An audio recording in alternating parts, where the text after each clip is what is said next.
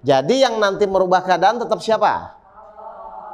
Ngerti ya? Berarti kalau keadaan belum berubah, kita tuh kesal, pusing, atau secepatnya meningkatkan untuk merubah diri kita. Jadi keadaan itu tergantung apa kalau gitu? Sikap kita di dalam menjalani permasalahannya. Ngerti Bapak Ibu ini? Selama ini Bapak Ibu kalau dikasih kejadian atau dikasih ujian, itu tuh merasa bermasalah nggak? Nah, berarti selama masih merasa bermasalah, akan dirubah nggak masalahnya? Berarti harus sampai apa ketika punya masalah tuh? Sampai tidak merasa masalah itu masalah.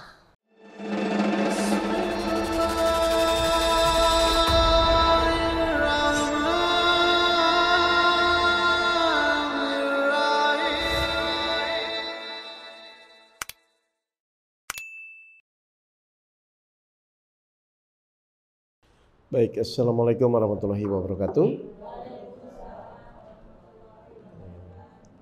Bapak Ibu yang dirahmati Allah, mari sebelum kita mulai kajian, kita berdoa sebentar, membaca taub, basmalah, sholawat Nabi, dan baca umul kitab suratul Fatihah.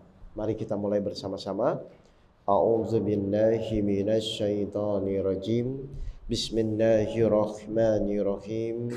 Allahumma sholli ala sayyidina Muhammad wa ala ali sayyidina Muhammad. Bismillahirrahmanirrahim. Alhamdulillahi rabbil alamin. Ar-Rahmanir-Rahim. Maliki yaumiddin. Iyyaka na'budu wa iyyaka nasta'in. Ihdina syiratal mustaqim. Syiratal ladzina an'amta 'alaihim ghairil maghdubi 'alaihim waladdallin. Amin ya rabbal alamin. Ya alhamdulillahirabbil alamin. Wassalatu wassalamu asrafil anbiya wal mursalin sayyidina maulana Muhammadin wa alihi washabihi ajmain amma ba'du. Baik, Bapak Ibu yang dirahmati Allah. Jadi sore ini ya saya bersilaturahmi dengan Bapak Ibu semua. Prinsipnya adalah kegiatan apapun yang kita lakukan itu harus menjadi evaluasi atau tolak ukurnya. Seperti gampangnya misalnya kalau Ibu ingin belajar masak, berarti tolak ukurnya itu sampai Bapak Ibu tuh bisa masak dan merasakan masakannya enak. Jelas ya? Berarti metodologi yang dipakai itu berhasil. Ngerti ya? Jadi setiap tindakan apapun, kegiatan apapun atau ilmu apapun yang dipelajari itu akan bermanfaat ketika muncul perubahan di dalam diri kita. Ya? Jelas ya Bapak Ibu ya? Jadi fungsinya ngaji dimanapun itu adalah merubah sikap kita di dalam kehidupan. Yang tadinya menderita menjadi bahagia. Yang tadinya misalnya pusing ketika menghadapi permasalahan menjadi bahagia. Kan begitu sebenarnya polanya. Paham ya Bapak Ibu ya? Nah, kalau ingin bahagia berarti kita mengikuti aturannya Al-Quran. Bukan aturannya diri sendiri. Ya, mari kita buka surat 8 ayat 53. Silakan Pak Eko. Surat 8 ayat 53. Ya. Surat 8 ayat 53. Yang demikian itu karena sesungguhnya Allah tidak akan mengubah suatu nikmat yang telah diberikannya kepada suatu kaum hingga kaum itu mengubah apa yang ada pada diri mereka sendiri. Baik, di sini diceritakan oleh Allah, Allah tidak akan merubah nikmat suatu keadaan, ya, nikmat keadaan suatu kaum sebelum kaum itu merubah apa? Keadaan atau diri mereka sendiri? Keadaan atau diri sendiri? Berarti kita disuruh merubah keadaan atau diri sendiri? Benar. Oke, saya kunci ya. Semua orang diperintahkan Allah untuk merubah dirinya sendiri, bukan keadaannya. Nah, jujur, Bapak Ibu tuh kalau punya masalah, ingin menyelesaikan atau merubah diri Ibu agar Allah menyelesaikan? Saya berdiri dulu. Baik. Saya ulang ya. Pak Eko baca lagi. Baca lagi. Ini dasarnya dulu, ya. Silakan, Pak. Yang demikian itu karena sesungguhnya Allah tidak akan mengubah suatu nikmat yang telah diberikannya kepada suatu kaum. Tidak akan merubah nikmat atau keadaan suatu kaum. Terus? Hingga kaum itu mengubah apa yang ada pada diri mereka sendiri. Jadi kita disuruh merubah keadaan atau merubah masalahnya? Baik, setuju ini? Jadi yang nanti merubah keadaan tetap siapa? Ngerti ya? Berarti kalau keadaan belum berubah, kita tuh kesal, pusing, atau secepatnya meningkatkan untuk merubah diri kita. Jadi keadaan itu tergantung apa kalau gitu? Sikap kita di dalam menjalani permasalahannya. Ngerti Bapak Ibu ini? Selama ini Bapak Ibu kalau dikasih kejadian atau dikasih ujian, itu tuh merasa bermasalah nggak? Nah, berarti selama masih merasa bermasalah, akan dirubah nggak masalahnya? Berarti harus sampai apa ketika punya masalah tuh? Sampai tidak merasa masalah itu masalah. Ini kata kuncinya. Berarti kalau Bapak Ibu masih merasa bermasalah dengan masalahnya, ini menjadi masalah. Nggak, paham nggak maksud saya ini? Atau satu lagi ayat, coba 13 ayat 11. Ya. Nanti sebelum saya tanya, ini kayaknya saya harus menyesuaikan audiensnya. 13 ayat 11. Surat 13 ayat 11. Baginya manusia ada malaikat-malaikat yang selalu menjaganya bergiliran. Dari depan dan belakangnya. Oke, terus? Mereka menjaganya atas perintah Allah. Sesungguhnya Allah tidak akan mengubah keadaan suatu kaum sebelum mereka mengubah keadaan sendiri. Baik, sama ya. Jadi dua ayat ini sama Bapak Ibu. 8 ayat 53, 13 ayat 11 itu semuanya sama, bahwa Allah itu cuman menyuruh kita merubah diri kita, bukan merubah masalahnya. Saya ulang ya. Jadi orang bermasalah itu selama ini apa? Kenapa? Orang bermasalah itu berarti selama ini kenapa? Ingin merubah masalahnya. Nah, Ibu merasa punya masalah? Yang bermasalah itu masalahnya atau diri kitanya yang nggak berubah menerima masalah itu? Contoh, anak nakal secara umum masalah bukan? Kalau ibu bisa menerima? Jadi yang jadi masalah tuh anak nakalnya atau karena kita tidak bisa menerima? Jadi selama ini tuh ibu ingin merubah anaknya atau merubah diri supaya bisa menerima?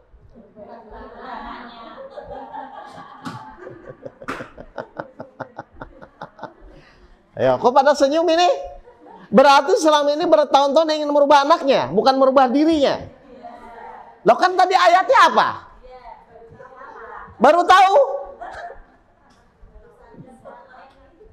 Sebentar ya, kayaknya masih banyak yang hadir.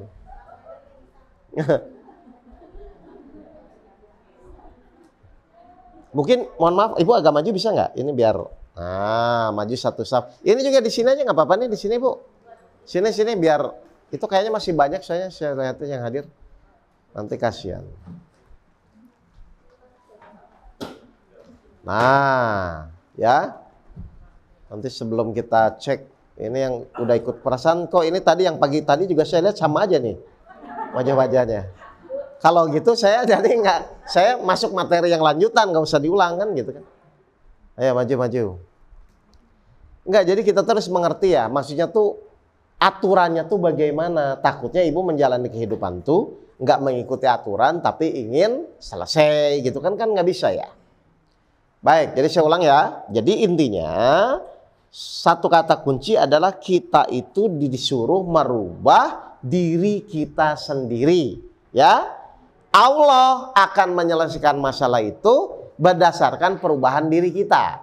Gini, ibu pernah nggak menjalani masalah, ya pusing, bingung, takut, khawatir, terus akhirnya ketika ibu ikhlas, jadi ringan.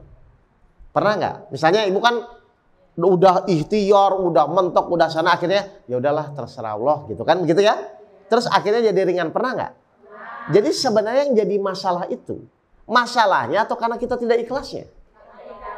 Nah itu tahu, terus kenapa nggak secepatnya ikhlas? Hah? Loh kok secepatnya mungkin? Oke. Coba saya ulang. Berarti masalah berat itu karena masalahnya atau karena kita tidak ikhlas? Nah terus masalah ada yang berat nggak?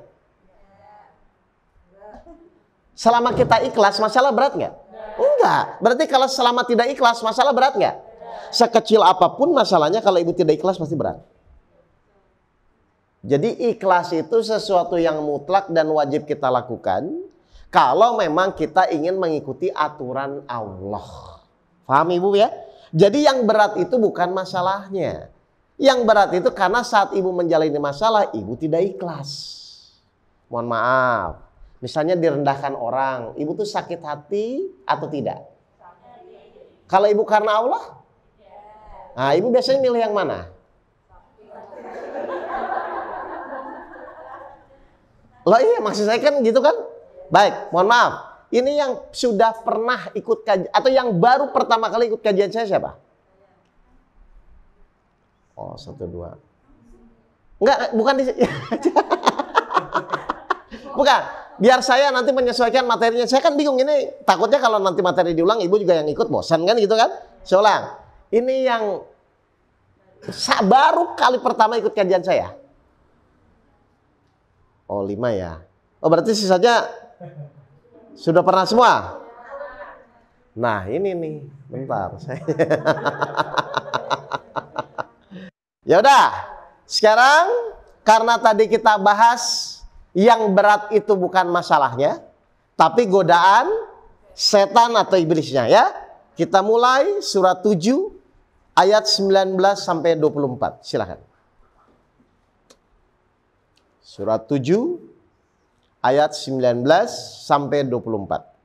Surat 7 Al-A'raf ayat 19 sampai 24. Ya. Ayat 19. Ya. Dan Allah berfirman, wahai Adam, tinggallah engkau bersama istrimu dalam surga dan makanlah apa saja yang kamu berdua sukai. Baik, jadi Allah tuh inginnya Nabi Adam dan Siti Hawa tuh tinggal di surga atau turun ke bumi? Coba perhatikan lagi sekali lagi Pak Eko. Dan Allah berfirman, wahai Adam, tinggallah engkau bersama istrimu dalam surga dan makanlah apa saja yang kamu berdua sukai. Betul ya, Allah tidak ingin Adam dan Hawa tuh turun dari muka bumi, itu nggak ingin. Karena dia bilang udah tinggal aja di surga. Terus lanjut Pak. Tetapi janganlah kamu berdua dekati pohon yang satu ini. Nah, tapi kalau kamu tinggal di sini, tolong jangan dekati pohon huldi, kan begitu ya? Allah cuma minta satu loh itu. Baik, terus. Apabila didekati, kamu berdua termasuk orang-orang yang zalim. Baik, kalau kamu mendekati, kamu orang yang tidak taat. Jadi zalim itu tidak taat kepada perintah Allah. Jelas Bapak Ibu ini? Baik, terus. Ayat 20. Kemudian setan membisikkan pikiran jahat kepada mereka. Nah, setan membisikkan pikiran jahat. Berarti salah satu strategi setan itu kalau menggoda kita, masuk lewat mana? Pikiran. Bapak Ibu tuh kalau punya masalah mikir atau diterima? Ah, kalau mikir berarti setannya masuk nggak? Kira-kira jadi pusing atau jadi tenang? Sudah berapa lama? Ngerti Bapak Ibu ini? Ya, jadi salah satu jalur setan menggoda manusia itu lewat pikiran. Hati-hati nih, ya. Kan orang Bapak Ibu kalau dikasih mikir gitu kan? Padahal yang menyelesaikan siapa nanti? Nah, terus mikir apa? Lah kan yang menyelesaikan Allah. Terus mikirnya mikir apa? Emang Bapak Ibu yang mau menyelesaikan? Atau partisipasi, ikut-ikutan pura-pura gitu? Jadi setan membisikkan pikiran jahat. Terus sekali lagi Pak. Oke. Kemudian setan membisikkan pikiran jahat kepada mereka. Kepada Adam dan Hawa ya. Terus. Agar menampakkan aurat mereka yang selama ini tertutup. Bagaimana caranya untuk membisikkan pikiran jahat? Apa yang dibisikkan? Terus. Dan setan berkata, Tuhanmu hanya melarang kamu berdua mendekati pohon ini. Nah, lihat. Kalau setan mau menggoda kita, rumusnya adalah akan bertolak belakang dengan yang Allah perintahkan. Saya ulang ya. Kalau setan akan menggoda kita, berarti rumusnya harus bertolak belakang dengan apa yang Allah perintahkan. Allah tuh nyuruh kita sabar nggak Pak? Bu? Nah Ibu saya mau nanya, sabar itu sulit atau mudah? Nah kalau sulit, bertolak belakang nggak dengan perintah Allah? Berarti Ibu mengikuti siapa?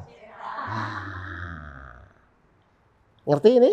Saya ulang ya, kalau setan ingin menggoda kita, berarti dia harus membisikkan sesuatu yang bertolak belakang. Allah melarang dia makan huldi, setan menyuruh dia makan huldi. Coba yang huldinya, lanjut Pak. Coba. Tuhanmu hanya melarang kamu berdua mendekati pohon ini. Ngerti? Terus? Agar kamu berdua tidak menjadi malaikat atau tidak menjadi orang yang kekal. Ini bohong atau beneran? Bohongnya di mana? Sebenarnya ada nggak cerita ini? Misalnya Allah bilang jangan dekati huldi, itu maksud Allah itu supaya Adam tidak jadi golongan malaikat dan tidak kekal. Itu bohong atau beneran? Berarti setan itu kalau ingin menjerumuskan kita, berarti dengan apa? Tipu daya. Pokoknya yang penting percaya, kan begitu kan? Ujung-ujungnya yang penting dia melanggar perintah Allah. Hati-hati ini Bapak Ibu. Ya? Ngerti Bapak Ibu ini? Jadi bohong atau beneran? Misalnya gini, kan tadi setan itu akan menggoda bertolak belakang dengan perintah Allah. Ngerti ya?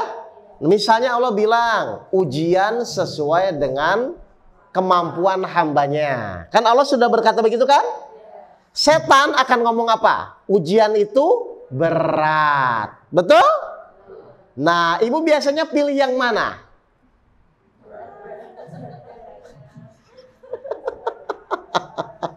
Ibu biasanya pilih yang mana?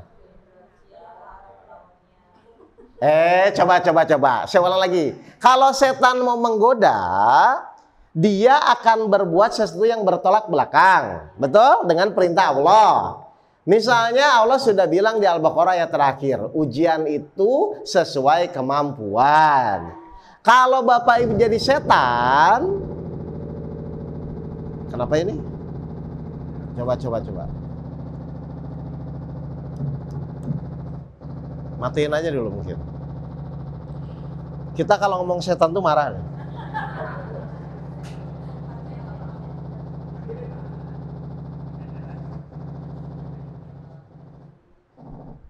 Ya udah.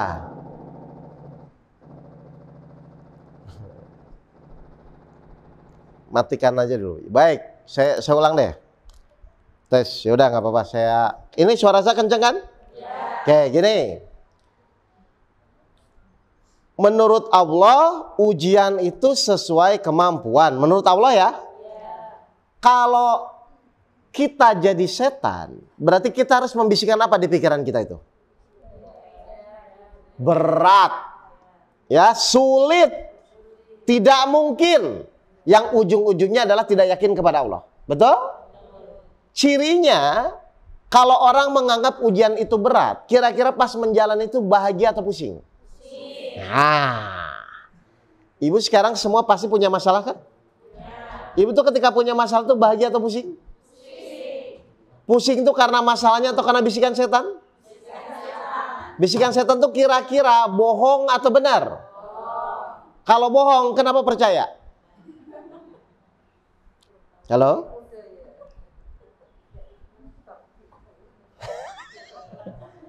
Ayo, ibu merasa berat kan? Kenapa begini? Kok suami saya begini? Kok anak saya begini? Kan gitu kan? Hidup saya kok begini? Berarti itu merasa berat atau sesuai kemampuan? Terus kenapa Bapak Ibu kena tipu dayanya?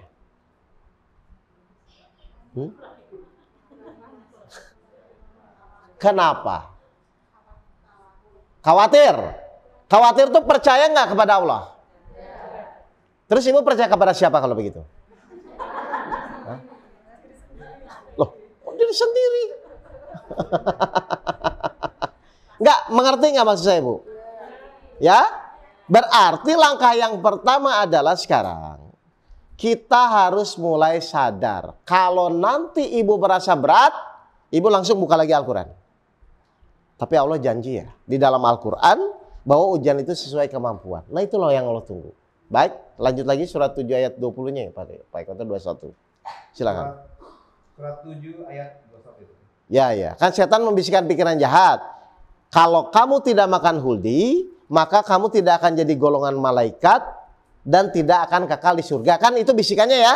Padahal itu kan bohong semua ya. Terus. Surat 7 ayat 21. Dan dia setan bersumpah kepada keduanya. Lihat, dia segala cara loh Pak, Bu. Sesungguhnya aku ini benar-benar termasuk para penasehatmu. Ayo, dari mana ceritanya nasihatnya? Penasehat lagi. Langsung memposisikan diri sebagai penasehat. Tenang, saya itu teman kamu. Wah kan, kesulitan dan kemudahan. Terus? Ayat 22. 22. Dia setan membujuk mereka dengan tipu daya. Baik, tipu dayanya apa Bu tadi Bu? Tipu dayanya apa tadi? Masih ingat nggak?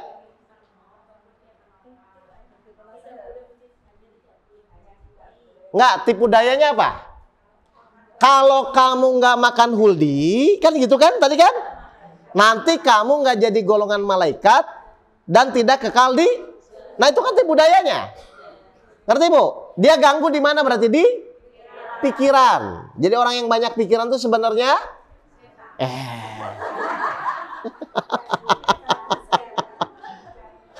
ngerti nggak ini? Ya, ngerti ya? Jadi kalau orang yang nanti, tapi saya ajarkan bagaimana supaya tidak banyak pikiran. Tapi maksudnya sekarang secara umum orang kan kalau punya masalah pikirannya sekarang kan banyak kan? Padahal kan tetap yang menyelesaikan Allah harusnya kan? Harusnya nggak banyak gitu loh, tinggal jalani aja gitu kan? Baik, jadi tipu dayanya itu apa? Kalau kamu nggak makan huldi, kalau kamu nggak makan pohon buah huldi, kamu tidak akan jadi golongan malaikat dan tidak akan kekal di surga. Kan itu kebohongannya kan? Oke, terus Pak Eko? Ketika mereka mencicipi buah pohon itu. Kejebak nggak Adam dan Hawa? Ya. Kenapa kejebak? Mengikuti setan. Terus? Tampaklah oleh mereka auratnya. Baik, konsekuensinya. Terus? Maka mulailah mereka menutupinya dengan daun-daun surga. Baik, udah kejebak nih, udah terlanjur. Terus? Tuhan menyeru mereka, bukankah aku telah melarang kamu dari pohon itu? Dan aku telah mengatakan bahwa sesungguhnya setan adalah musuh yang nyata bagi kamu berdua. Musuh yang nyata ya? Sampai sekarang? Oke, terus? Ayat 23. Keduanya berkata, ya Tuhan kami telah menzalimi diri kami sendiri. Jadi sebenarnya Adam turun dari surga ke bumi itu salah siapa sebenarnya? Jadi tidak ada rekayasa Allah ya. Hati-hati, ini ada beberapa golongan Pak yang mengatakan ini rekayasa Allah, bukan. Jadi Adam turun, Hawa turun ke bumi itu gara-gara siapa? Kesalahan dirinya sendiri. Ngerti Bapak Ibu ini? Jadi ibu sedih, ibu khawatir, ibu stres itu kesalahan siapa? Nggak usah nyalahin keadaan. Salahin diri sendiri. Tapi ibu tuh lebih mudah nyalahin diri sendiri atau orang lain?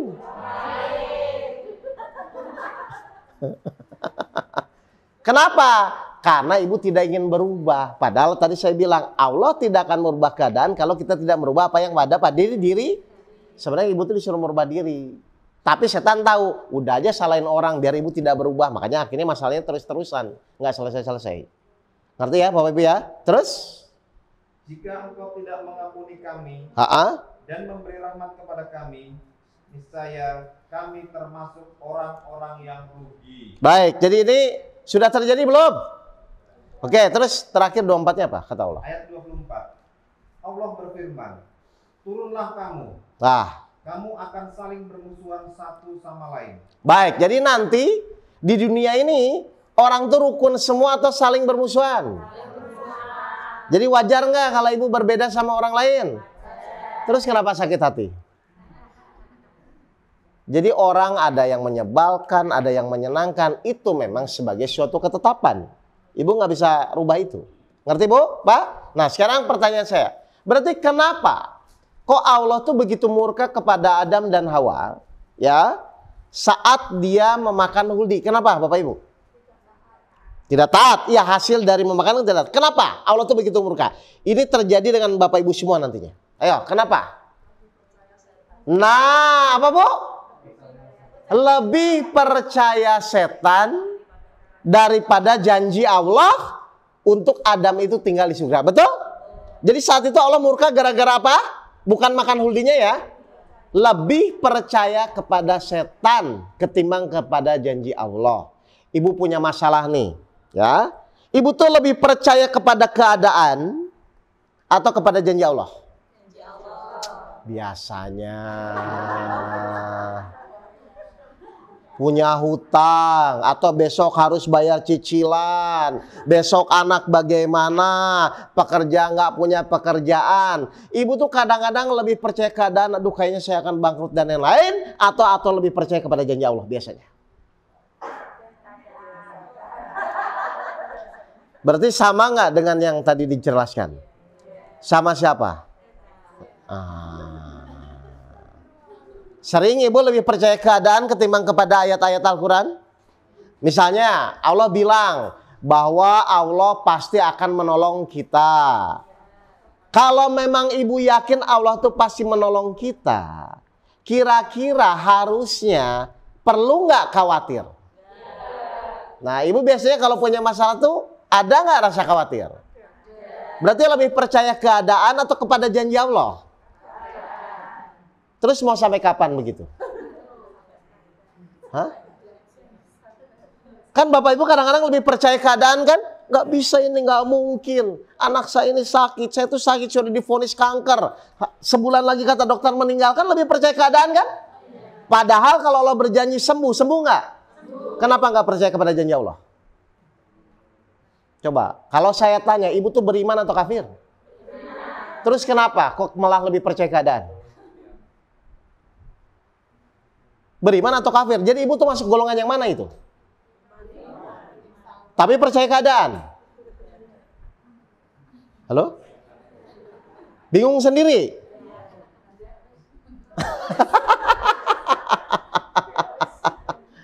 Iya kan kadang-kadang saya pusing Ustadz, suami saya nggak kerja, anak saya nganggur.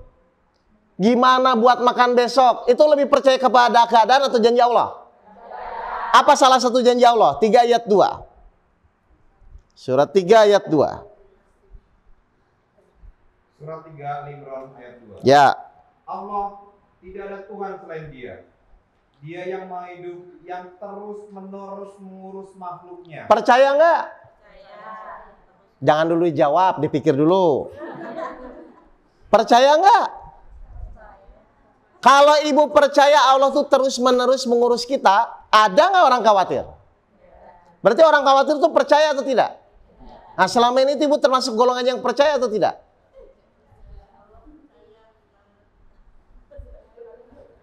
Kok nggak mau jawab?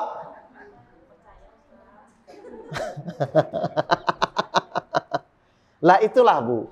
Jadi apa yang terpenting? Udahlah sekarang masalah apapun tuh nggak usah pusing dengan masalahnya. Long pusing nggak pusing juga harus dijalani kan? Benar nggak? Yang harus ibu fokuskan itu, ibu harus merubah sikap dan akhlak Bapak Ibu kepada Allah. Kenapa? Karena Allah akan menolong itu berdasarkan prasangka praduga Bapak dan Ibu. Jadi kalau ibu tanya kenapa saya tidak ditolong, tanya keyakinan Bapak Ibu sendiri gimana? Yakin atau tidak yakin kepada Allah? Cirinya orang yang yakin kepada Allah itu masih mikir atau jalani saja? Ibu seringnya gimana? Mikir atau jalani saja? Mikirin apa? Mikirin keadaan. Gitu loh Bapak Ibu ya. Ngerti ya? Coba 48 ayat 6 silakan. Enggak, saya takutnya itu yang memang yang dirusak setan itu prasangka dulu, Bu. Prasangka dulu. 48 ayat 6. Ya. Dan dia mengazab orang-orang munafik, laki-laki dan perempuan. Terus? Dan juga orang-orang musyrik, laki-laki dan perempuan. Terus? Dan berprasangka buruk terhadap Allah. Sering nggak kita berprasangka buruk sama Allah? Kenapa Allah nggak nolong saya? Kenapa masalah ini berat? Sering berprasangka buruk? Ada manfaatnya nggak? Terus kenapa dilakukan? Hah?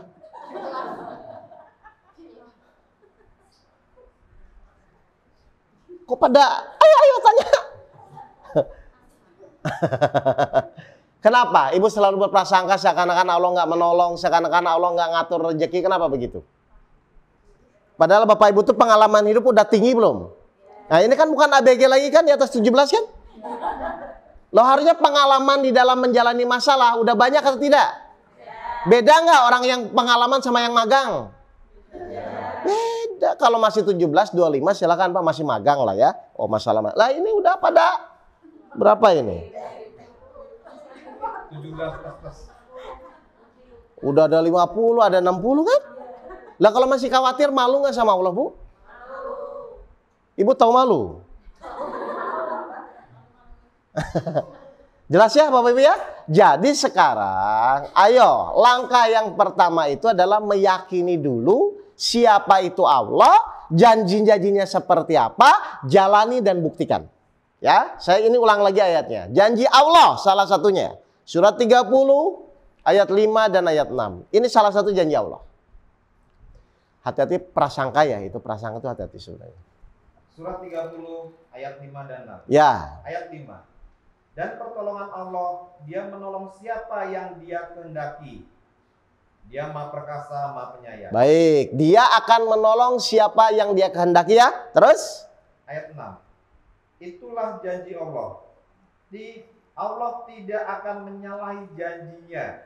Perhatikan, Allah tidak akan. Nah, terus? Tetapi kebanyakan manusia tidak mengetahui. Baik, perhatikan Bapak Ibu ini. Jadi Allah akan menolong siapapun yang Allah kehendaki. Itulah janji Allah. Dan Allah tidak akan menyalahi janjinya. Tidak akan menyalahi janjinya itu berarti pasti benar atau salah? Oke, pegangnya itu ya. Satu. Ayat yang kedua. 30 ayat 60.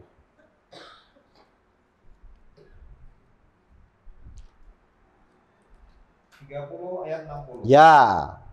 Maka bersabarlah engkau Muhammad. Maka bersabarlah engkau Muhammad. Cirinya orang yang yakin kepada janji Allah apa?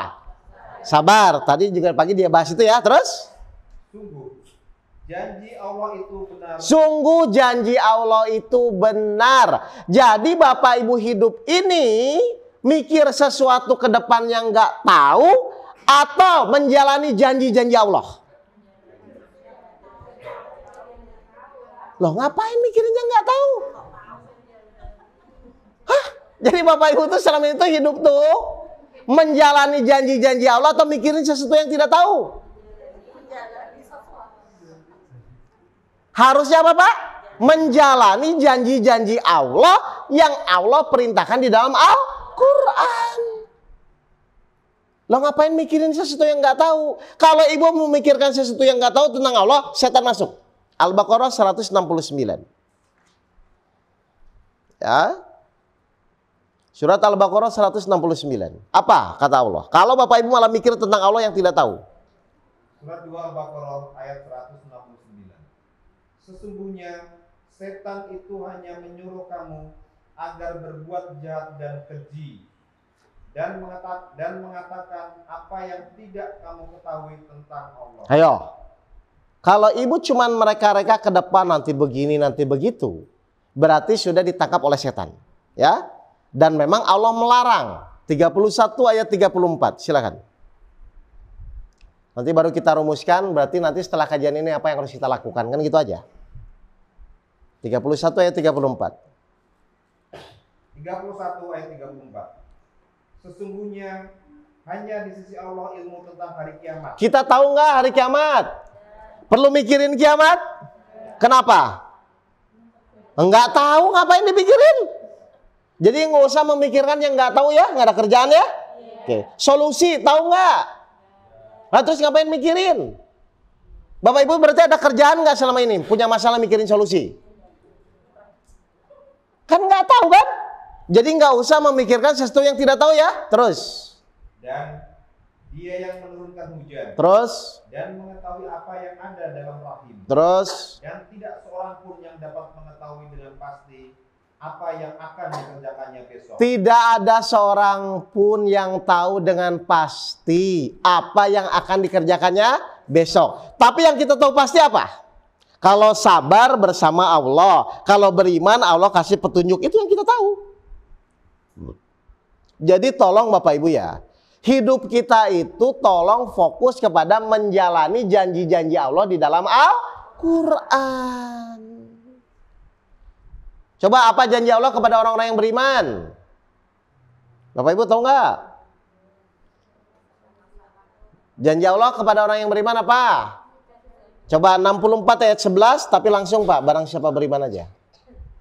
Atau nggak apa-apa deh ayatnya dibuka lagi. Tadi juga dibuka kan? Surat 64 ayat 11. Apa janji Allah kepada orang yang beriman? Coba. Surat 64 ayat 11. Tidak ada suatu musibah yang menimpa seseorang kecuali dengan izin Allah. Terus. Dan barang siapa beriman kepada Allah, niscaya Allah akan memberi petunjuk kepada hatinya. Apa janji Allah kepada orang yang beriman? Petunjuk untuk apa? Menyelesaikan? Jadi ibu tuh pas dikasih masalah tuh pusing mikirin solusi atau yakin kepada Allah. Nah, ngerti ya? Pokoknya nanti pas ada masalah apapun, terima dulu. Baik ya Allah, saya yakin. Dan saya yakin kau menolong saya, dalam hati aja. Semua atas izin Allah, ibu jalan dengan baik. Sudah, nanti kalau begitu, ibu jalani sampai nanti Allah membuktikan janjinya. Karena janji Allah itu benar. Jadi hidup itu semudah itu bagi yang mengerti. Serumit itu bagi yang tidak mengerti. Bapak Ibu tuh mengerti atau tidak mengerti?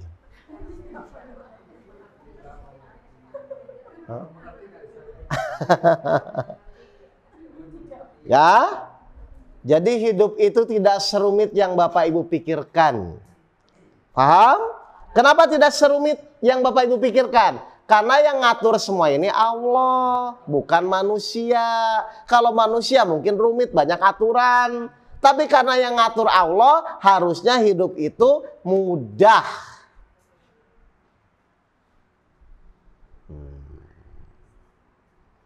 Halo Pak, Bu? Jelas? Jadi harusnya ibu tuh dalam menjalani hidup bahagia atau menderita? Nah, cirinya orang bahagia apa? Cirinya orang bahagia apa? Selalu bersyukur terhadap apapun yang Allah tetapkan pada dirinya. Ya? Banyak hutang, bahagia atau menderita?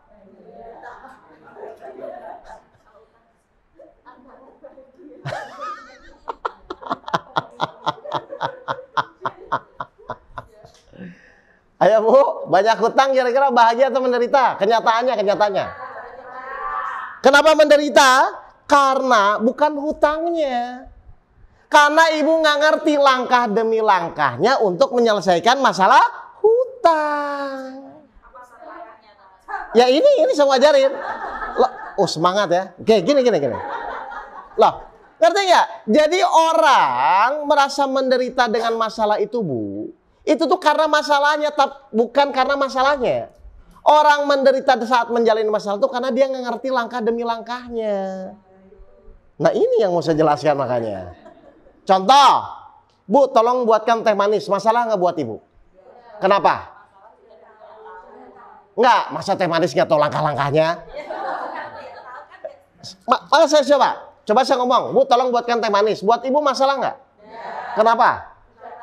Tahu caranya. Ngerti? Nah berarti sebenarnya yang menjadi masalah itu masalahnya atau karena kita nggak ngerti langkah-langkahnya untuk menyelesaikan masalah? Nggak ngerti langkah-langkahnya. Jadi salah siapa? Ya salah sendiri. Baik, kita mulai nggak langkah demi langkahnya? Wah, kenapa Bu? Pusing.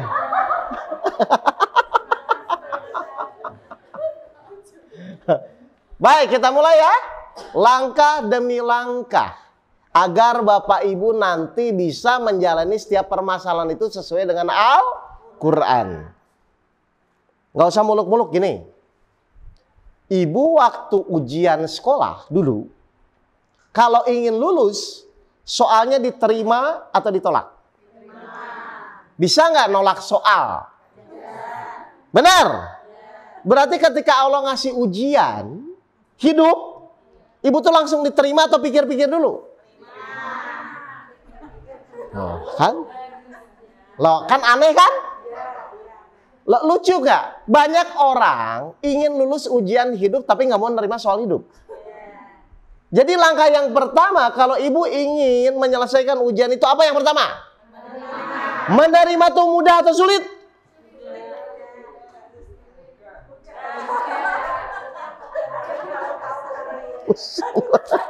Saya yang pusing jadi ini. Saya ulang lagi, saya ulang lagi.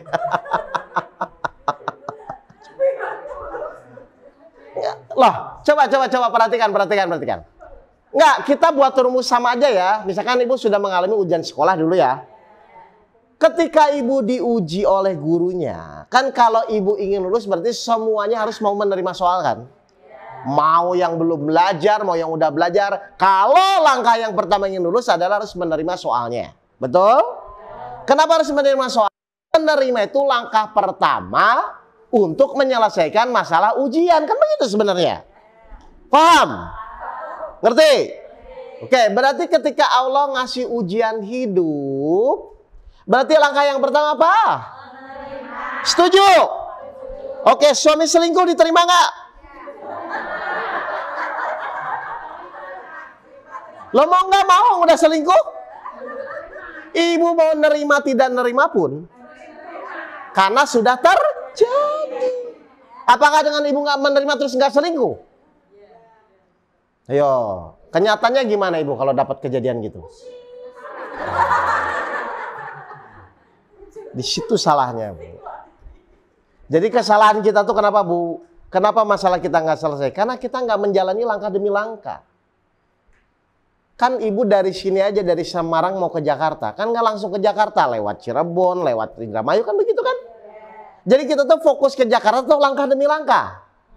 Langkah demi langkah. Nah, orang yang pusing tuh langsung mikirin jauhnya. Baru masalahnya dapat aja udah mikirin udah mikirin solusi kan? Lah kan solusi nanti belakangan. Yang lucunya baru nyampe aja masalahnya udah ingin secepatnya. Berarti di sini ada prosesnya dong Bapak Ibu. Ngerti Bapak Ibu ini? Jadi langkah yang pertama kalau Bapak Ibu ingin menyelesaikan masalah hidup apa? Menerima. Nah, sekarang bagaimana Pak caranya supaya nerimanya mudah? Itu aja kan? Benar? Baik. Bagaimana caranya? Nah, kan nggak ngerti lagi nih. Coba. 64 ayat 11. Itu tadi ayatnya diulang-ulang sama saya itu. Bagaimana caranya? Perhatikan. Tapi diterima dulu ya. Ini pakai caranya. Surat 64 ayat 11. Tidak ada suatu musibah yang menimpa seseorang. Musibah, kejadian tidak enak, apapun yang menimpa kita. Kecuali dengan izin Allah. Baik. Ibu sadar itu izin Allah? Kalau Allah saja mengizinkan, pemiliknya sudah mengizinkan, ibu yang bukan pemilik boleh nggak marah? Boleh nggak menerima? Berarti menerima itu wajib nggak?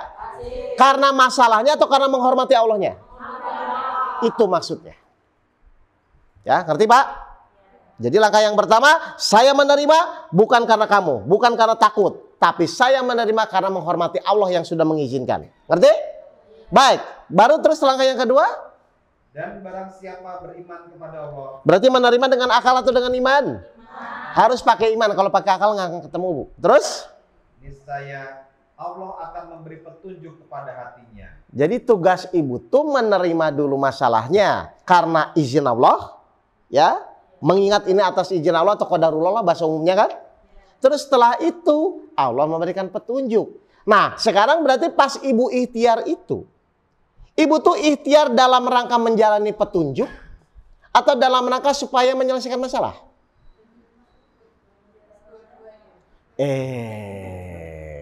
Saya ulang lagi. Kan setelah menerima, Allah janji ngasih petunjuk. Berarti ibu tuh pada saat ikhtiar itu dalam rangka mengikuti petunjuk atau dalam rangka menyelesaikan masalah? Hanya mengikuti petunjuk, bukan untuk menyelesaikan masalah. Kenapa bukan untuk menyelesaikan masalah? Karena kita tidak bisa menyelesaikan. Yang ada kita harus mengikuti petunjuk Allah. Apa petunjuk Allah ketika kita menjalani masalah? Apa?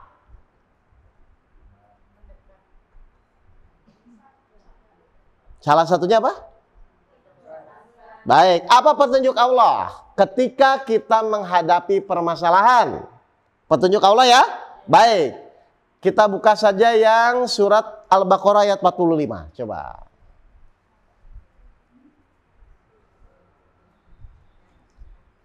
Surat 2 Al-Baqarah ayat 45. Apa? Al-Baqarah ayat 45. Dan mohonlah pertolongan kepada Allah dengan sabar dan sholat. Terus? Dan sholat itu sungguh berat, kecuali bagi orang-orang yang khusyuk. Apa petunjuk Allahnya? Jalani dengan apa? Sabar. Sholatnya harus jalan-jalan, pikirannya atau khusyuk? Nah, ibu selama ini sholatnya jalan-jalan atau khusyuk? Dari kapan itu?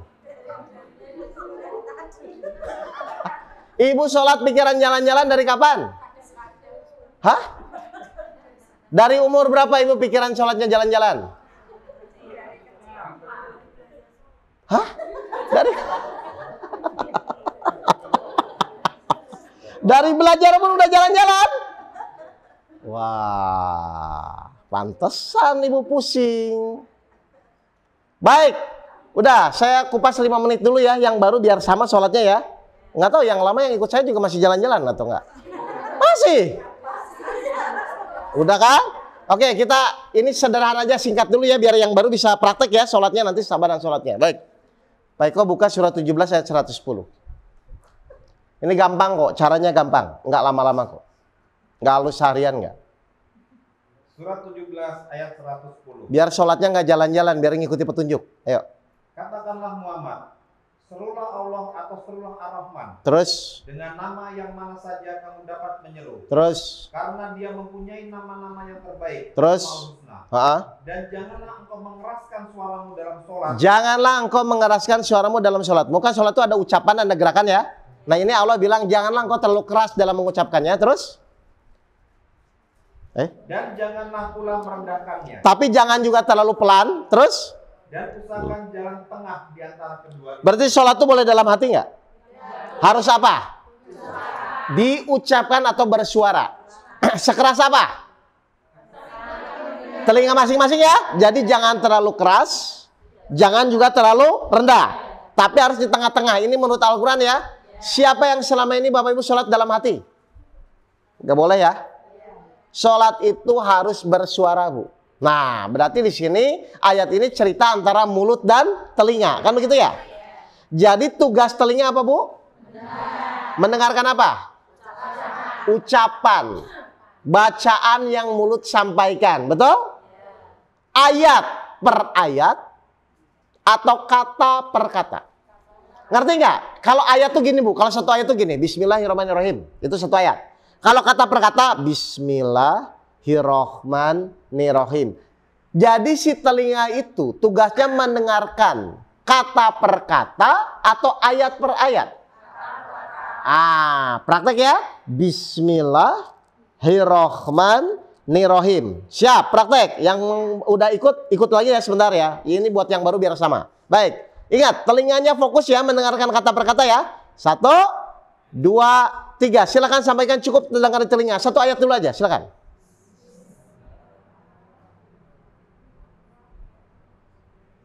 Jalan-jalan nggak? Lah itu kenapa tadi katanya dari dulu? Coba sekarang yang kedua ya. Alhamdulillah Hirobil Alam. Ingat ya, ini kata per kata ya. Nggak boleh merem. Ibu lihat tempat sujud. Siap ya? 1, 2, 3. Silakan.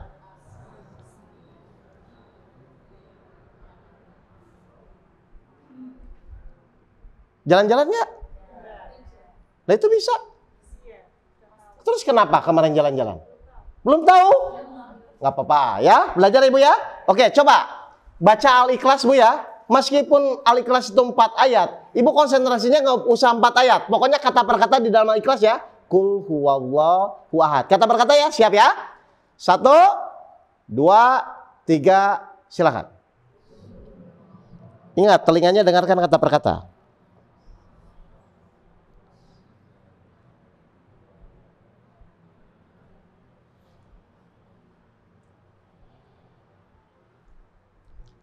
Jalan-jalan?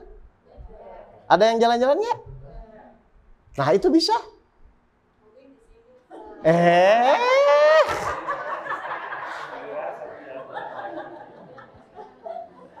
Nih saya jelaskan ya. Kenapa Kok dengan telinga fokus mendengarkan ibu tidak jalan-jalan? Karena selama ini ibu sholatnya pakai pikiran. Sekarang saya geser dari pikiran ke telinga. Berarti selama ibu sholat pakai pikiran pasti jalan-jalan. Nah saya mau nanya, ibu selama ini sholat tuh pakai pikiran atau pakai telinga? Disuruh siapa? Kan tadi jelas setan membisikkan pikiran jahat. Ayo, ada yang jalan-jalannya tadi? Berarti bisa nggak melakukan ayat ini? Sekali lagi Pak Eko, Al-Baqarah ayat 45. Ntar dulu jangan bisa-bisa. Ntar. Al-Baqarah ayat 45 dulu.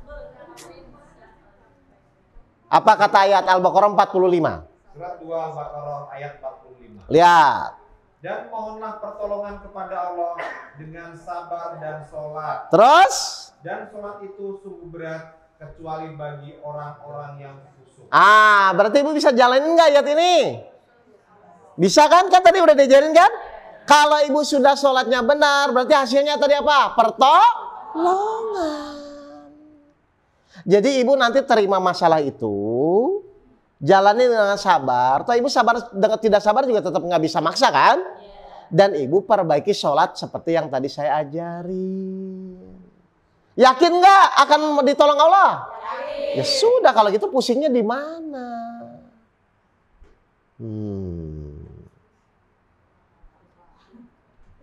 Ayo, kita kira-kira lebih baik khusyuk atau jalan-jalan pikirannya?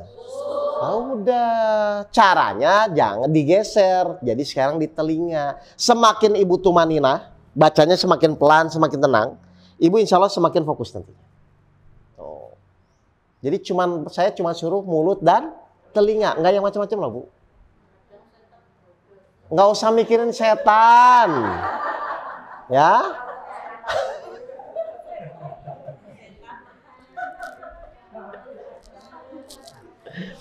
Nggak usah.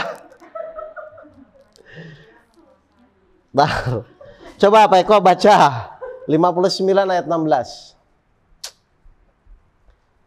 Ibu malah mikirin setan lagi. 59 ayat 16. Ya. Surat 59 ayat 16. Apa kata Allah? Bujukan orang-orang munafik itu seperti bujukan setan ketika ia berkata kepada manusia, kafirlah kamu. Nah, kan setan inginnya supaya Bapak Ibu nggak yakin sama Allah ya. Terus? Kemudian ketika manusia itu menjadi kafir, ia berkata, sesungguhnya aku berlepas diri dari kamu. Kurang ajar nggak? Dia ngajak kita kafir. Setelah kita kafir, dia tetap di situ apa ngapain? Berlepas diri. Lucunya ibu terus ikutin lagi. Hah? Ibu sadar nggak selama ini ibu ditipu setan? Sadar nggak? Oh, yang bener lah. Sadar nggak selama ini ditipu setan?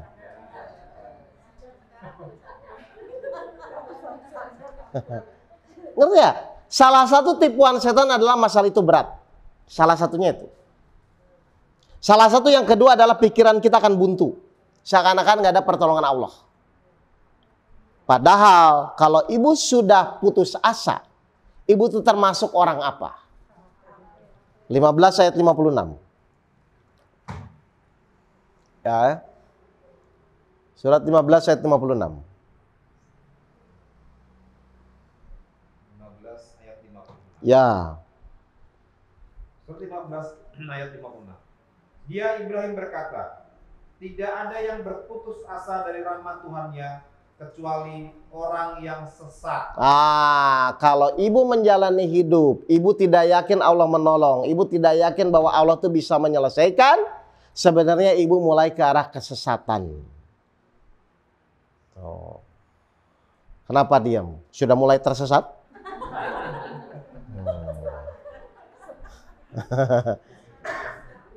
Ngerti ya? Jadi yang saya ajarkan sore ini adalah cuma satu dulu, perbaiki sholatnya. Nggak usah mikir dulu masalah itu bagaimana karena bukan urusan kita. Karena setiap ujian itu ada waktunya Pak. Dan kita tidak bisa mempercepat atau memperlambat. Karena itu sudah waktunya. Yang perlu kita perbaiki adalah perbaikilah mulai dari sholatnya. Ya, ketika sholat Bapak Ibu mulai tenang, mulai tumanina, mulai fokus, maka Allah biasanya akan rubah kondisinya.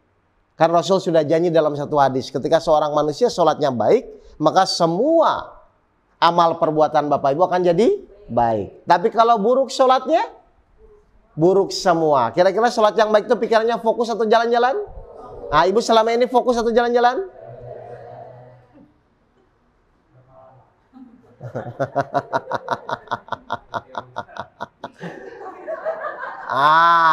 Padahal pikir tidak dipikir pun tetap yang lunasi hutang nanti siapa? Allah. Berdasarkan akhlak kita kepada Allah. Jadi Bapak mikirin apa? Kan itu kerjaan Allah. Kerjaan kita tuh bagaimana sholat kita dengan benar, bagaimana sabar kita, bagaimana iman kita, baru nanti Allah menolong. Kalau Allah menolong, berarti masalah apapun beres gak? Selesai. Kalau Allah nggak nolong? Tidak. Allah tuh akan nolong kepada yang punya masalah itu. Ketika ibu akan dikasih masalah, Allah tuh akan menolong kepada yang mengeluh atau bersyukur. Ibu bapak ketika dikasih masalah biasanya mengeluh atau bersyukur?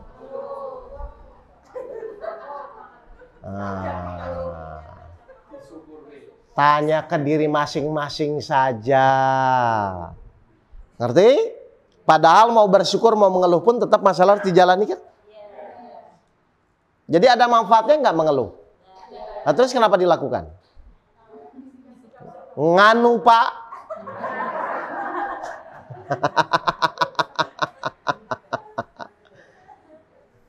Jelas ya? Karena kalau Bapak Ibu tidak bersyukur, lihat ya, kalau Bapak Ibu tidak bersyukur, apa kata Allah di surat Al-Baqarah 172 Pak? Kalau Bapak Ibu tidak bersyukur. Surat Al-Baqarah ayat 172. Ya.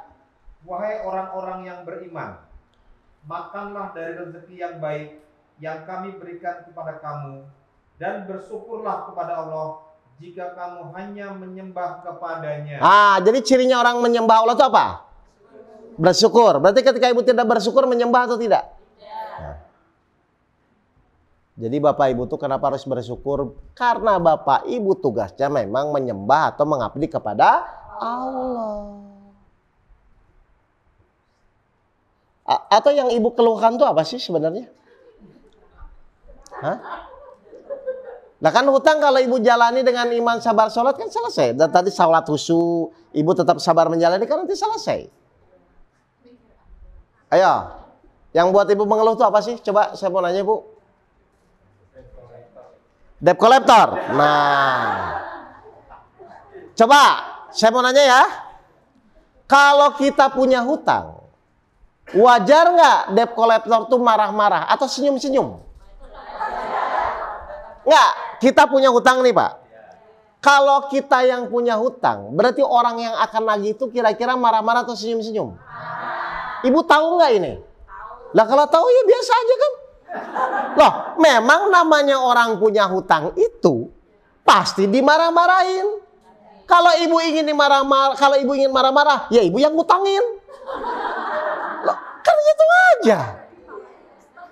Loh, emang nggak sadar ini? Loh, kalau nggak mau dimaki-maki, jangan punya utangan, begitu kan? Kalau ingin maki-maki, silakan ngutangin orang. Loh, jadi wajar nggak orang yang punya hutang itu dimaki-maki? Wajar. Nah, terus masalahnya di mana? Loh, wajar nggak? Loh, nggak, sadari dulu. Atau ibu ingin punya hutang tapi dipuji-puji, begitu? Ya enggak, hukum sunatullahnya gitu. Ya memang kita punya hutang ya wajar kalau kita dimaki-maki. Ya nggak apa-apa, memang resikonya. Kenapa berhutang, kan begitu kan? Loh, jadi sekarang itu ibu tuh maunya punya hutang tapi nggak dimaki-maki gitu, disenyumin, baik gitu. Gimana ceritanya? Nah, supaya tidak sakit hati dimaki-maki, langsung ingat, ini izin Allah, saya terima ya Allah, engkau mengizinkan saya dimaki-maki orang. Nah, itu caranya yang tadi saya bilang, sabarnya di situ. Sambil ibu perbaiki sholat, biar nanti sabar dan sholat itu jadi penolong Bapak Ibu. Karena saat ini cara yang paling mudah tuh itu. Kenapa? Sabar nggak perlu modal, sholat khusyuk pun nggak perlu modal. Jadi nggak usah ngutang lagi. Lah kan jadi penolong sabar dan sholat. Jadi tolong ya Bapak Ibu ya, kalau sudah aturannya begitu nggak usah pengen terbalik. Kalau namanya orang punya hutang tuh wajar kalau dimaki-maki, wajar kalau didatangi kolektor. Udah gini ya, saya cerita masalah saya aja dulu ya. Jadi tahun 2008 ini sama nih, 2008 waktu itu kan saya sering cerita. Saya punya hutang 2,5 miliar, istri saya mau cerai dan saya akan dipenjara Pak. Nah kira-kira saya bahagia atau pusing? Betul, pusing, orang belum tahu ilmunya kan. Nah, terus saya diajarin sama guru saya. Salah satunya cara sabar kan. Nah, saya tuh dibalik ini, masuk ke. Kan sekarang syarat Allah nolong tuh sabar sholat. Nah, berarti kalau nanti masuk ke sudah sabar, sudah sholat yang tadi Bapak Ibu praktek sholat, kan Allah janji nolong. Betul? Nah, sekarang kalau Mas Oke ingin sabar, berarti Mas Oke harus menghindar dari debt collector atau menghadapi? Itu Pak. Berarti pas nanti debt collector marah-marah itu, Mas Oka anggap sebagai masalah atau sarana latihan? Sarana latihan. Jadi saya di pikiran mulai rubah. Oke, kalau nanti dia maki-maki, oh iya dong. Kan ini saya mau ditolong. Dan saya harus sabar kan? Kalau saya nanti dimaki-maki, saya langsung alhamdulillah ya Allah. Ke Allah, bukan kepada debt collectornya Pak. Biarin aja dia marah-marah. Oh, enggak, memang kita salah kan? Nah, apa yang terjadi Pak? Ini kan maha baiknya Allah. Saya tuh baru mempersiapkan maksudnya. Belum terjadi itu. Pas si debt collectornya masuk di ruang tamu, saya udah siapkan. Oke, pokoknya ya Allah. Iya. Jadi bukan lari saya terima ya Allah. Ketika saya begitu, debt collector malah ngajak ngobrol. Bapak asli orang mana? Loh, kok jadi ngobrol? Bayangin, Allah tuh begitu Pak. Yang membuat kita takut cuma prasangka, kekhawatiran yang dibisiki setan. Nah Bapak Ibu tuh selama ini tuh dibisikin. Jadi yang setan siapa? Jadi nggak usah takut Pak. Selama kita benar-benar niatnya karena Allah Pak, pasti ditolong kok. Akhirnya debt collectornya, udahlah. Pokoknya nanti ya saya datang lagi. Nanti kalau Mas Pauke ada, udah begitu. Datang lagi kan banyak tuh yang datang ke rumah saya dulu tuh sering Bu. Bukan mau ngaji, mau nagih. Datang lagi saya terima, datang lagi saya terima. Apa yang terjadi Pak? Innallaha ma'as-sabirin. Allah nggak bohong. Allah bersama orang yang sabar. 2,5 bulan selesai masalah saya Pak. Gimana caranya? Suka-suka Allah nyelesain. Tugas kita penuhi syaratnya, sabar sholat yang benar. Yang tadi saya ajarkan. Tuh. Beda. Kalau dablek itu tidak kepada Allah, cuek. Biarin aja dimaki-maki. Buka, ya kan? Kalau sabar, memang diniatkan nanti kalau dia marah-marah, saya hormati izin Allah. Beda ya? Beda kan ya? Nah, saya pakai itu prakteknya. Jadi pas ada kejadian, baik ya Allah, saya terima. Gitu. Dan Bapak itu jadi tenang nantinya. Mau dimaki-maki seperti apapun, tenang aja nantinya. Ini real ya, ini pengalaman saya langsung ya. Jadi bukan orang lain. Jadi waktu saya punya hutang itu, saya nggak lari lagi, saya hadapi. Oh, emang buat latihan kok. Ayo, saya bilang. Kenapa? Selesainya bagaimana? Gini, Bapak Ibu percaya nggak Allah Maha mengatur? Jadi ketika saya sudah benar-benar sabar, tiba-tiba teman saya ngasih proyek. Tiba-tiba orang yang ngutangin, udah pokoknya saya ikhlasin aja. Siapa yang ngatur itu? Gara-gara apa? Memenuhi syarat agar Allah menolong masalah saya. Nah kan kalau nggak nolong nggak bisa. Ibu mau lari kemanapun kan tetap nggak bisa. Nah cuman orang tuh yang salah kurang sabar. Bener? Padahal sabar itu perintah Allah atau bukan? Terus kenapa kok sulit? Mau sulit mau tidak pun ya jalani aja udah. Dengan niat ini izin Allah. Nggak usah mikirin sabarnya. Pokoknya nanti pas ada kejadian, baik ya Allah saya terima. Baik ya Allah saya terima gitu. Tes aja, coba aja. Allahnya sama kok. Iya kan? Berarti kalau sekarang ibu belum lunas-lunas, pasti ibu nggak mau menerima. Sakit hati lah, ayo harga diri lah. Emang itu akan ditanya, dihisap. Nah terus ngapain mempertahankan begitu? Nah, pokoknya dimaki-maki di apa? Wajar, memang saya yang punya hutang. Dan wajar punya hutang. Yang punya hutang tuh maki-maki. Tapi kalau sekarang, zaman sekarang kadang-kadang yang punya hutang lebih galak ya.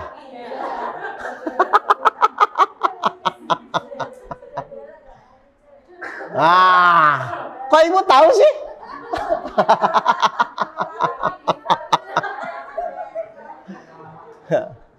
Ngerti ya Bapak Ibu ya? Jadi sebenarnya, saya ulang ya, yang membuat berat ibu menjalani masalah itu, saya ulang, bukan masalahnya. Tapi Bapak Ibu nggak tahu langkah demi langkahnya. Oke, coba ditulis sekarang. Langkah pertama ketika Allah memberikan masalah, apa yang tadi yang saya harus terjadi? Menerima itu karena masalahnya itu karena percaya kepada janji Allah. Baik ya Allah, saya terima. Ngerti? Langkah yang kedua apa? Berdoa. Ya, agar Allah membimbing kita. Tapi ketika ibu menerima bersama Allah nggak? Maka doa ibu akan mulai dikabulkan. Ya Allah, bimbing saya dalam menjalani ini. Ngerti? Nah, langkah yang ketiga, awas. Ini banyak yang salah. Jangan minta sabar ya. Jangan minta sabar. Ya Allah, berikanlah saya kebahagiaan di dalam menjalani masalah hidup saya. Kalau ibu minta sabar, berarti Allah ngasih kejadian enak atau tidak enak? Jejalin terus nanti kejadian tidak enak. Lo gaya, jangan minta sabar. Minta bahagia saat menjalani permasalahan itu. Ngerti? Baik, yang keempat apa? Perbaiki sholatnya, yang tadi itu. Ngerti? Yang kelima, tinggal menunggu pertolongan Allah. Sakit tetap ke dokter. Dalam rangka jadi sabar atau dalam rangka supaya sembuh? Jadi sabar. Berarti kalau ngantri, oh iya ini memang saya latihan. Ya, punya hutang, insya Allah pas saya akan bayar. Tapi dalam rangka jadi sabar. Gitulah Bapak Ibu. Jadi semua kegiatan yang Bapak Ibu lakukan, itu tujuannya hanya kepada Allah ya. Supaya Allah mau menolong permasalahan kita. Jadi kita yang menyesuaikan diri kita, bukan masalahnya. Gampang kan? Menerima, berdoa, mohon agar diberikan kebahagiaan dalam menjalani masalah, gitu kan? Perbaiki sholat, sudah tunggu. Allah tuh pasti akan menolong Bapak Ibu. 16 ayat 1. Silakan. Surat 16 ayat 1. Surat 16 ayat 1. Ketetapan Allah pasti datang. Jelas Bapak Ibu nih? Berarti pasti datang nggak? Ya sudah, nanti tinggal ibu sabar atau tidak. Terus? Maka janganlah kamu meminta agar dipercepat datangnya. Ayo, jelas ini? Jadi tidak ada pilihan ya. Jadi semua orang harus menjalani masalahnya. Karena setiap masalah ada waktunya. Ngerti? Baik. Ada pertanyaan? Silakan Bu.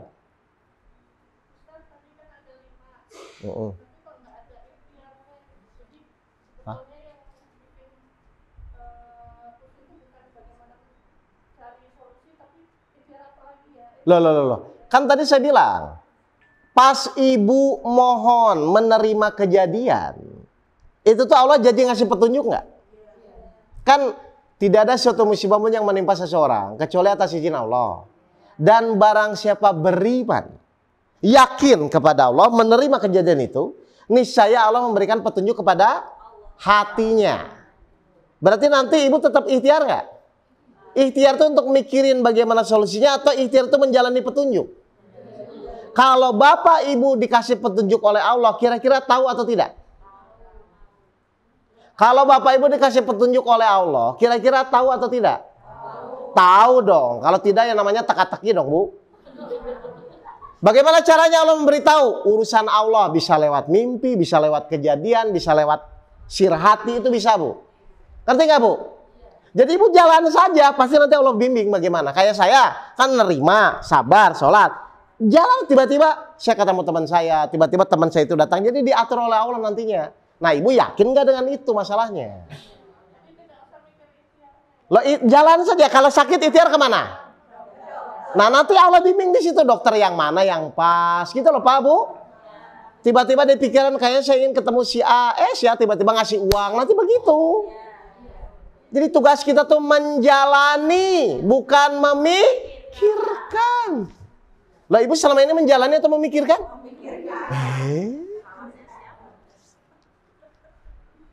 Ngerti Bu? Jadi orang yang pusing-pusing itu apa selama ini yang pusing-pusing? Mikirin apa?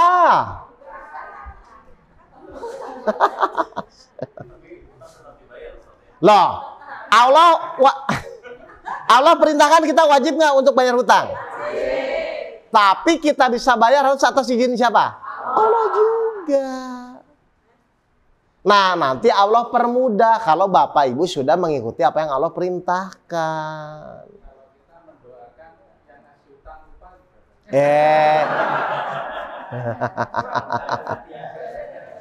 Pokoknya Bapak nggak usah mengatur Allah bagaimana caranya. Nanti Allah ngatur buat Bapak Ibu. Karena manusia tuh kita tuh bukan maha pengatur. Maha pengatur itu cuma satu ya. Biarkan Allah yang mengatur sesuai urusannya. Ya. Memang kadang-kadang kita ingin ngatur-ngatur juga. Coba nih kita lihat ya. Surat 10 ayat 31.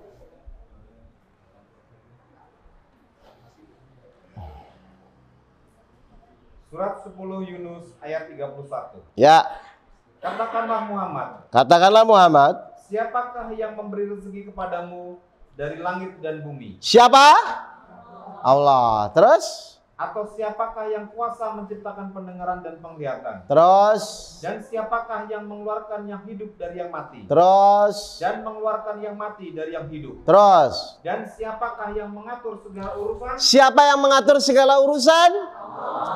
Ah, yang benar lah. Siapa yang ngatur selama ini segala urusan?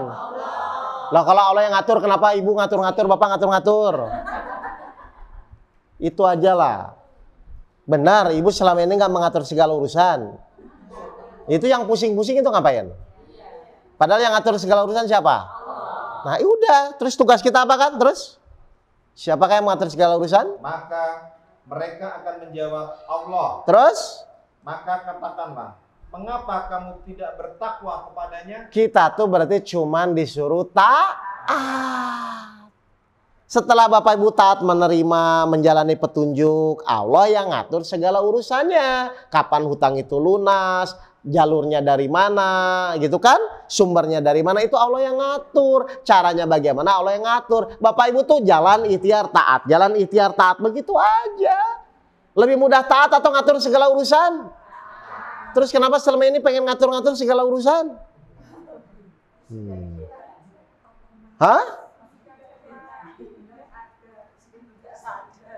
Sudah berapa lama nggak sadar? Jelas mas? Ya, jadi hidup itu sebenarnya mudah. Cuman Bapak Ibu senangnya mempersulit. Apa motonya? Kalau bisa dipersulit, kenapa dipermudah? Baik, ada pertanyaan? Ini udah hampir habis ya. Ayo. Bingung mau nanya apa nih? Silakan, Pak.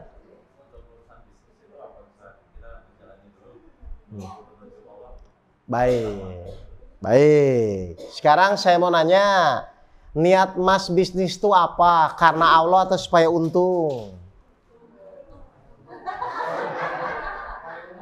Enak aja niatnya, nggak karena Allah, Allah jaga.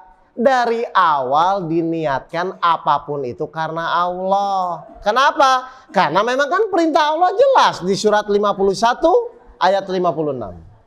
Bagus. Jadi niatnya ya Mas ya. 51 ayat 56. Ya. Surat 51 ayat 56. Aku tidak menciptakan jin dan manusia melainkan agar mereka beribadah kepadaku. Ada perintah lain? Berarti niat kita terus apa Mas? Luruskan niat, saya hanya menjalankan perintah Allah. Titik, nggak pakai koma. Mau untung, mau rugi, terserah. Yang penting niatnya dulu karena Allah. Paham? Nah, silakan ikuti aturan Allahnya. Syariatnya gimana dan lain-lain. Baik, ada pertanyaan lagi?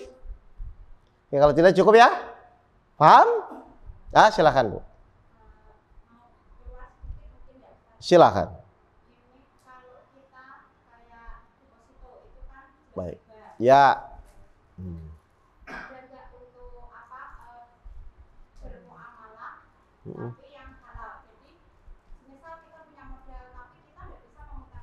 Ya. Betul. Ya. Ya. Itu fikih muamalah ya Bu ya, itu bagi hasil mudzakarah itu Mohon maaf, saya bukan bidang itu ya, tapi intinya pasti ibu sudah paham. Ada ustadz-ustadz yang lebih ahli dari situ ya. Yang saya perbaiki itu dari sini, dari niatnya, dari ketaatan kepada Allahnya, keyakinan kepada Allahnya. Ibu bapak percaya nggak Allah tuh menjamin rezeki? Berarti rezeki itu dicari atau diambil? Nah, kan di sini aja udah salah lagi kan? Bentar. Aduh, coba Pak Eko baca lagi 51 ayat 56. Iya, kalau gitu mau usaha apa aja juga lakukan aja. Yang penting niatnya karena Allah ya. Baik, silakan. Surat 51 ayat 56. Aku tidak menciptakan jin dan manusia melainkan agar mereka beribadah kepada. Ada perintah lain nggak? Jadi niat ibu yang dilakukan itu semua harus karena apa? Atau karena keuntungan? Hati-hati loh niatnya. Lakukan apapun bisnis itu agar tapi tetap sesuai syariat ya. Harus niatnya karena Allah. Berarti kalau karena Allah tuh ada untung rugi nggak? Nggak ada yang rugi. Karena semua pasti Allah tetapkan. Allah jamin. Kerja karena apa? Gaji atau karena Allah? Yang benar. Jadi imbas. Ya itu makanya nggak usah dipikirkan ya. Pokoknya kalau ibu melakukan semua karena Allah pasti jamin. Contoh gini. Saya nyuruh ibu ke Surabaya. Tugas kantor. Tiketnya dari siapa? Kenapa? Dari saya. Saya yang nyuruh. Betul? Hotel akomodasi dari siapa? Yang nyuruh. Kalau memang benar-benar ibu menjalankan itu, semua fasilitas akan dijamin kan? Berarti kalau bapak ibu hidup tuh hanya menjalankan perintah Allah, semua akan dijamin nggak? Ya sudah, lakukan saja. Selama ini begitu atau enggak? Ya, jadi perbaiki di situ titiknya ya Mas ya. Baik, ada lagi? Silakan. Ya sudah, kalau gitu ya. Ngerti, Bu? Udahlah, jangan pusing terus. Hidup cuman sekali. Pusing lagi. Ya kalau meninggal masuk surga. Lah kalau mampir dulu. Lah iya makanya kalau ibu pusing terus itu kan sebenarnya pusing itu kan salah satu ciri tidak yakin kepada Allah kan. Nah, setiap perbuatan ada konsekuensinya. Kalau ibu tidak yakin kepada Allah, pasti Allah pun nggak akan suka. Karena Allah sesuai praduga prasangka hambanya. Jelas Bapak Ibu sekalian ya? Oke, jadi sudahlah. Hidup ini tuh dijalani, bukan dipikirkan. Jalannya apa? Petunjuk demi petunjuk. Syarat mendapatkan petunjuk, Bapak Ibu harus iman dan sabar dan sholat. Kan begitu aja kan? Jalani dengan keyakinan, insya Allah. Allah tidak akan membohongi, tidak akan menghalangi, tidak akan mengingkari janjinya. Baik, terima kasih Bapak Ibu sekalian. Mohon maaf kalau ada kata-kata saya menyinggung, Bapak Ibu dimaafkan ini. Ya, nanti sampai ketemu lagi di kajian saya berikutnya ya. Maret kalau nggak salah. Nanti tanya aja ke Mbak Nurul atau panitia ya. Sampai ketemu lagi ya. Mari kita tutup dengan bacaan hamdalah dan doa kafaratul majelis. Alhamdulillahirabbil alamin.